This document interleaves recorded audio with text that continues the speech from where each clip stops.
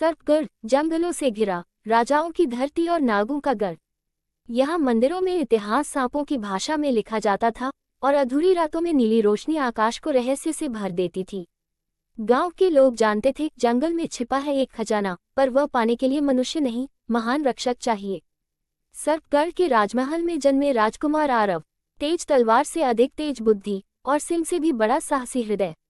गुरुकुल से लौटते ही उन्हें बताया गया कि राज्य पर एक अदृश्य संकट मंडरा रहा है, जिसकी जड़ जंगल के गर्भ में छिपी है। आरव अपने मित्र वीर सेन के साथ घोड़े पर सवार जंगल में निकल पड़े।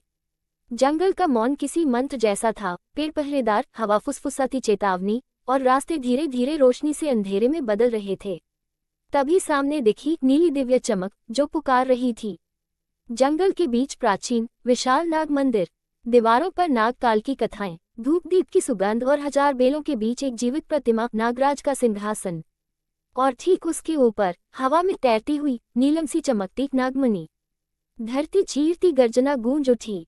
मिट्टी से उठता एक 50 फुट लंबा महानाग, फन बादल जैसे, नेत्र अग्नि जैसे और शरीर राज सी स्वर्ण आभा से दमकता।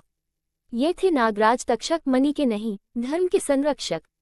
नागराज की गूंजती वाणी, ग्रेटर देन मनी चाहिए तो पहले सिद्ध करो कि तुम इसे पाने नहीं, बचाने आए हो। परीक्षा युद्ध की नहीं, नीति और साहस की होगी। आरव ने तलवार जमीन पर रख दी, नंगे पैर जंगल भूमि पर दौड़ने लगे। हर कदम पर वह मिट्टी में एक चक्र चिन्ह बनाते। पहला साहस, दूसरा संयम, तीसरा सम्मान, चौथा बलिदान, पांचवा विश्वास, छठा करुणा और सातवां धर्म की रक्षा। नागराज पीछे पीछे चलते, पर आक्रमण नहीं करते, केवल परखते। अंतिम चक्र पर पहुंच आरव ठहर गए। सामने नागराज का विराट फन, पीछे नीला चांद।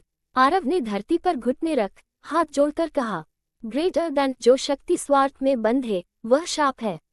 मैं उसे रक्षक बन उपयोग करूं, यही मेरा प्रण है।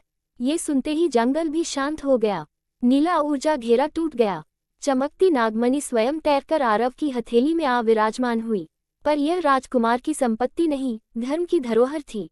नागराज बोले, ग्रेटर देन, आज से तुम मणि के स्वामी नहीं, उसके अंतिम रक्षक हो। आरव ने गांव लौटकर मणि की शक्ति छिपा कर रखी, पर उसका उपयोग राज्यहित में किया। नीली ऊर्जा से रोग मिटने लगे, फसलें समृद्ध होने लगी और निर्धन के घर भी दीपों से रोशन हो उठे। मणि की शक्ति अब राज्य की रक्षा का कवच बन गई थी। हर अमावस की आधी रात नाग मंदिर के शिखर से फिर एक नीली किरण आकाश को भेदती है। लोग समझ जाते हैं रक्षक अभी भी चुना हुआ है और नागराज की उपस्थिति अब भी उस मणि के गर्भ में धड़कती है।